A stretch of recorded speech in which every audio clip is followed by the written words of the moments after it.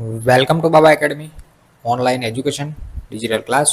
હું ગૌરવ મકવાણા બાબા એકેડમીના online digital platform પર આપ સર્વે વિદ્યાર્થી મિત્રોનું હાર્દિક સ્વાગત કરું છું. તો આપણે ભણી રહ્યા છીએ ધોરણ 10, વિષય છે સામાજિક વિજ્ઞાન, ચેપ્ટર નંબર 1 ભારતનો વારસો, જેમાં ભાગ 1 થી 4 ભણી ગયા. આજે ભાગ 5 જોવાનો છે. બરાબર, આ બધું આપણે ભણી ગયા. અશોકનો શિલાલેખ અને છેલ્લે ગુજરાતના મેળાઓ ભણ્યા હતા. અને આજે જોઈએ, શરૂઆત કરીએ ભારત ભૂમિ અને તેના લોકો. બરાબર, ભારતની અંદર અલગ અલગ પ્રજાતિઓ આવી હતી. બરાબર, કઈ કઈ પ્રજાતિઓ હતી, કેવી કેવી હતી, બરાબર જોઈએ. આદિમાનવ પૂર્વ દક્ષિણ આફ્રિકામાં ઉત્પન્ન થયા. આદિમાનવ ક્યાંના હતા? પૂર્વ દક્ષિણ આફ્રિકાના. ભારતના ભાતીગળ વારસા અને સમૃદ્ધિના આકર્ષણના કારણે અનેક વિદેશી પ્રજાઓ ભારત તરફ આકર્ષાય. બરાબર, ભારતની અંદર શું હતું? સોને કે ચડિયા કહેવાતો. એટલે ભારત તરફ ઘણી બધી વિદેશી પ્રજાઓ આકર્ષાઈ હતી. બરાબર, જે આપણે આગળ ભણેલા છીએ. અહીં અનેક જાતિઓ આવી હતી. પરિણામે ભારતમાં લગભગ બધી જ જાતિના તત્વો મળી આવે છે. ભારતમાં દ્રવિડ પ્રજાની ગણના પ્રાચીનતમ પ્રજા તરીકે થઈ હતી, પરંતુ નૃવંશશાસ્ત્રીઓના અને ભાષાશાસ્ત્રીને અદ્યતન શોધખોળોથી એવું જાણવા મળ્યું છે કે દ્રવિડો અને બીજી 6 જેટલી ભિન્ન ભિન્ન પ્રજાતિઓ અહીં રહેતી હતી. બરાબર, નૃવંશશાસ્ત્રીઓ અને ભાષાશાસ્ત્રની અદ્યતન શોધખોળથી એવું આપણને જાણવા મળ્યું કે ભારતની અંદર દ્રવિડો આવેલા હતા અને અન્ય 6 જેટલી અલગ અલગ પ્રજાતિઓ ભારતમાં રહેતી હતી. બરાબર, હવે કઈ પ્રજાતિઓ હતી તેમના વિશે આપણે જોવાનું છે. એમાં પહેલી આપી છે નેગ્રીટો.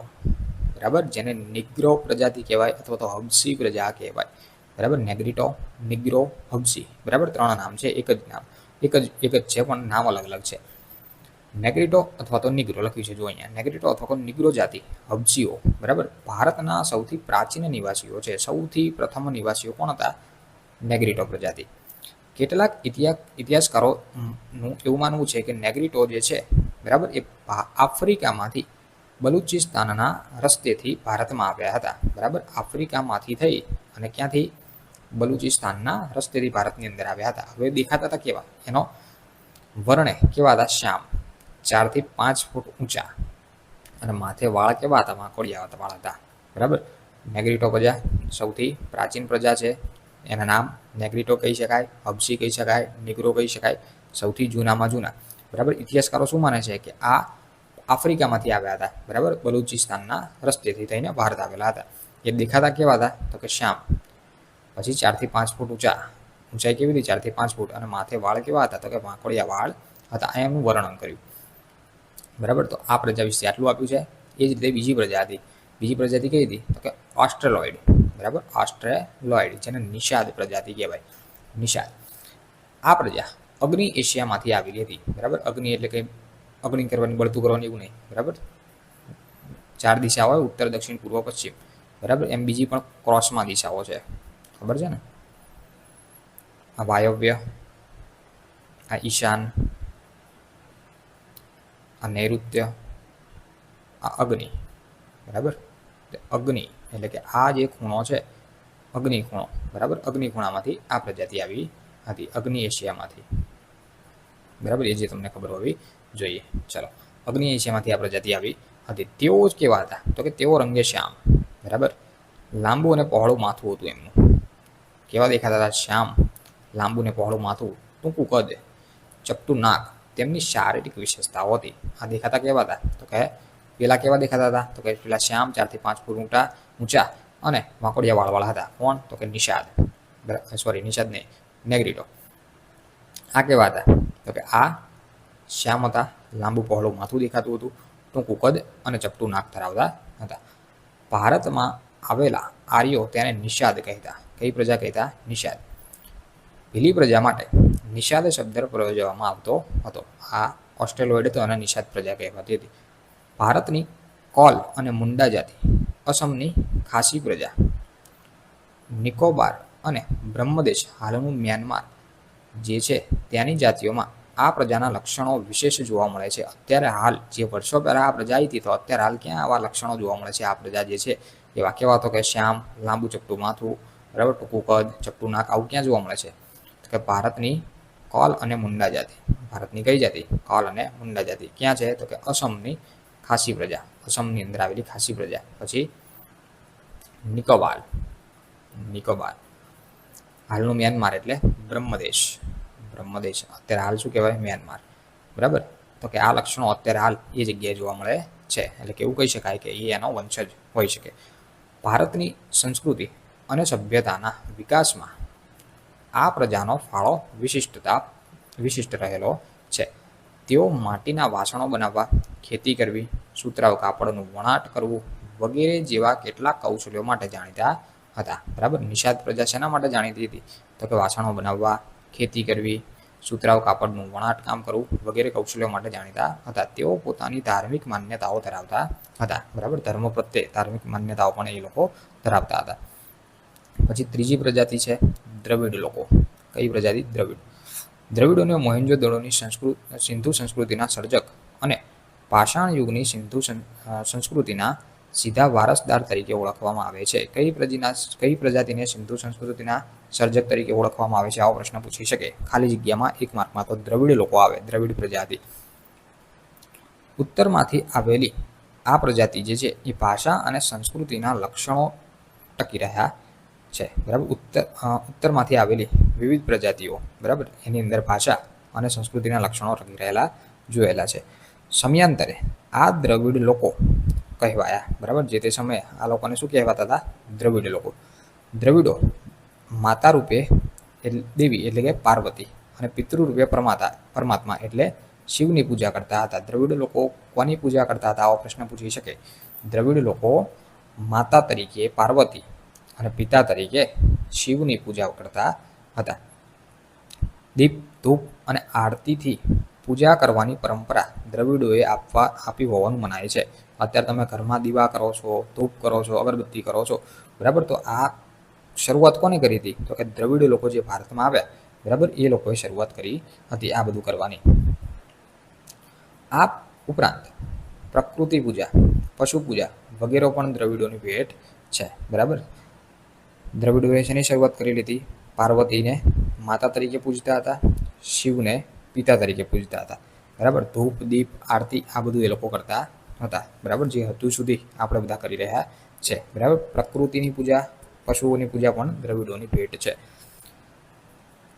દ્રવિડોના મૂળ દેવો આર્યોએ સ્વીકારી લીધા અને તેમને સંસ્કૃતિના દેવો તરીકે પુનઃસ્થાપ્યા.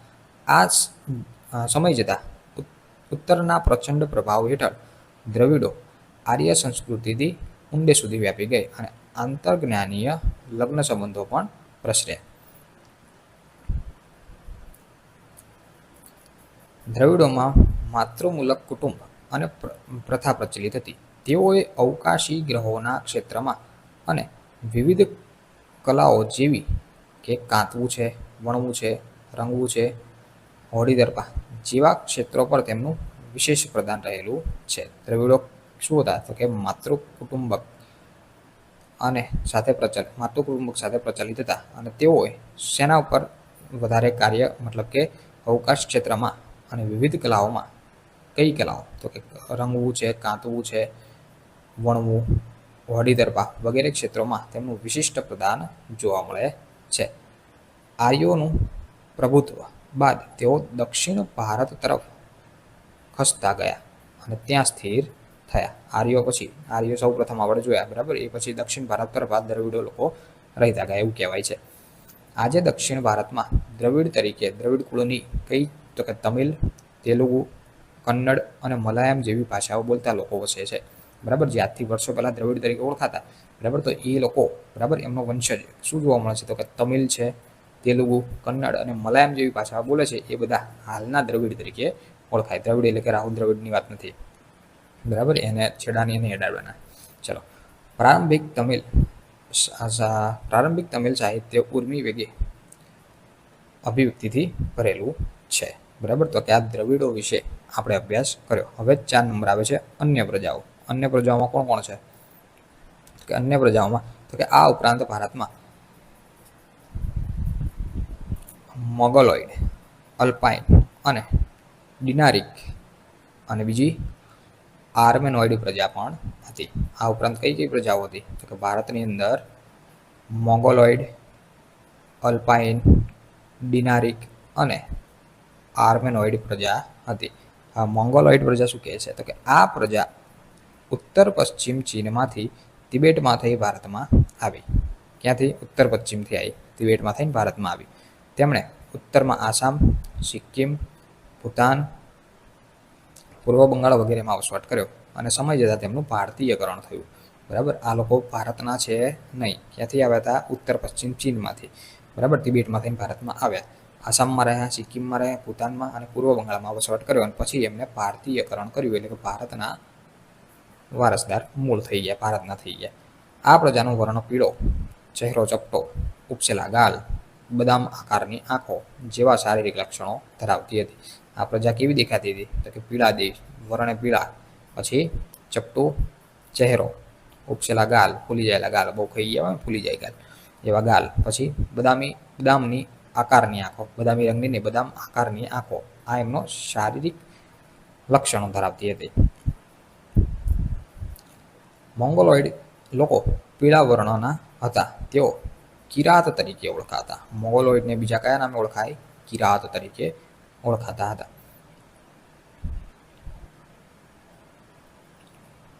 અલ્પાઇન, ડિનારિક અને આર્મેનોઇડ પ્રજા. બરાબર, આ ત્રણેયનું એકમાં જ આપ્યું છે. તો કે આ પ્રજા કે જે મધ્ય એશિયામાંથી આવેલી હતી. આ પ્રજા ક્યાંથી આવી હતી? મધ્ય એશિયામાંથી. આ ત્રણ જાતિઓ એક સમાન ભૌતિક ગુણો ધરાવતી હતી. બરાબર, આ ત્રણેય એક સેમ દેખાતા હતા. બરાબર, હતી અલગ અલગ, અલ્પાઇન, ડિનારિક અને આર્મેનોઇડ. આ પ્રજા અંશો ખાસ કરીને બંગાળમાં, આ પ્રજાના અંશો ક્યાં જોવા મળે? તો કે બંગાળમાં, મહારાષ્ટ્ર, બંગાળ, ઓડિશા અને ગુજરાતના સૌરાષ્ટ્રમાં પણ જોવા મળે છે. કઈ પ્રજા? તો કે અલ્પાઇન, ડિનારિક અને આર્મેનોઇડ. પછી આવે છે આર્યો.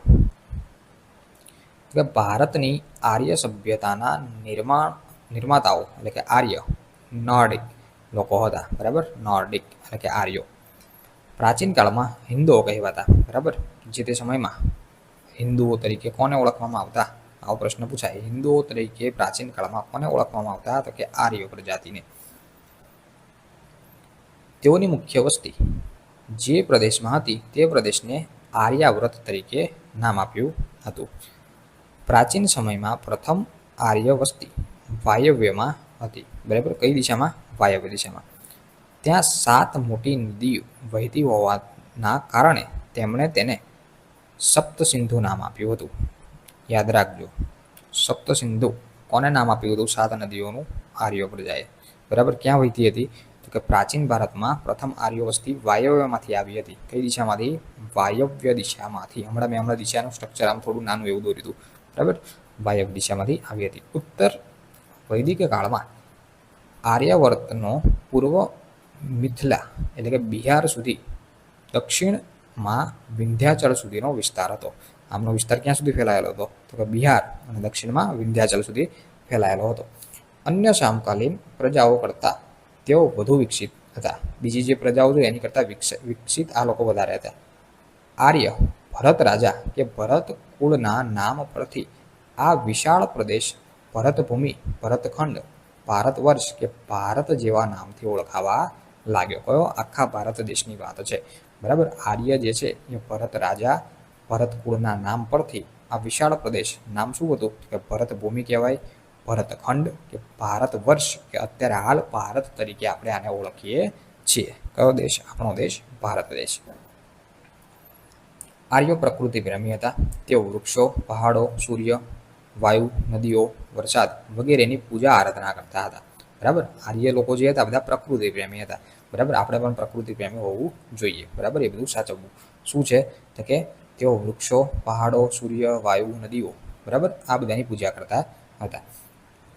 તેમણે આ દરેકની સ્તુતિઓ એટલે કે ઋચાઓની પણ રચના કરી, સ્તુતિઓની રચના કરી હતી. સમય જતાં વેદ પઠન પ્રચલિત બન્યું.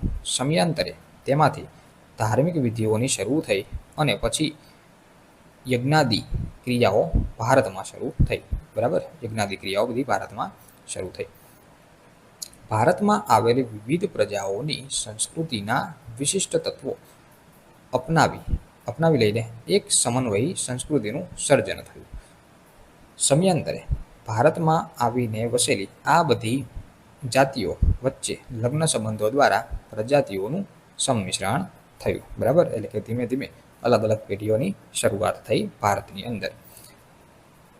બધાની એક વિશિષ્ટ રહેણી કહેણી, અનેક ભાષાઓ, વિચારો, ધાર્મિક માન્યતાઓ પણ સમન્વય થતો હતો, બરાબર. બધાની રહેણી કહેણી, અનેક ભાષાઓ, વિચારો અને ધાર્મિક માન્યતાઓનો સમન્વય ભારત દેશની અંદર થવા લાગ્યો. આમ પ્રારંભ કાળથી જ આપણા દેશમાં એક સમન્વયકારી સંસ્કૃતિનું નિર્માણ થઈ રહેલું જોવા મળેલું છે. અનેક ભારતને ભવ્ય અને સમૃદ્ધ વારસો આપ્યો. જેણે ભારતને શું આપ્યો? ભારતને સમૃદ્ધ અને ભવ્ય એક વારસો આપ્યો. ભારતમાં ભાતીગળ સંસ્કૃતિનો વિકાસ થયો. આ પ્રજાઓ પરસ્પર એટલી ભળી ગઈ કે તેમનું કોઈ સ્વતંત્ર અસ્તિત્વ જ રહ્યું નથી, અર્થાત તેમનું ભારતીયકરણ થઈ ગયું, બરાબર. ભારતની અંદર કોણ કોણ પ્રજાતિઓ આવી? તો કે નિષાદ છે, આર્યો, દ્રવિડો, બરાબર, હબસી પ્રજા, આ બધી પ્રજાઓ આવી, બરાબર. અને છેલ્લે એ બધાને શું કહેવાયા? ભારતીયકરણ થઈ ગયું, બરાબર. તમામ ભારતીય તરીકે ઓળખાય છે. આ રીતે પ્રાચીન ભારતમાં આવેલી વિવિધ પ્રજાઓ સંમિશ્રિત થઈ ભારતનો સાંસ્કૃતિક વારસો વિવિધતાપૂર્ણ, ભાતીગળ અને સમૃદ્ધ બન્યો, બરાબર. તો આ હતું બધી પ્રજાઓ વિશેની માહિતી, ભારતના વારસાનું જતન અને સંરક્ષણ, બરાબર. પછી આપણે નેક્સ્ટ લેક્ચરની અંદર જોઈશું, બરાબર. તો અહીંયા સુધી રાખીએ છીએ. સો થેન્ક્સ ફોર અટેન્ડિંગ.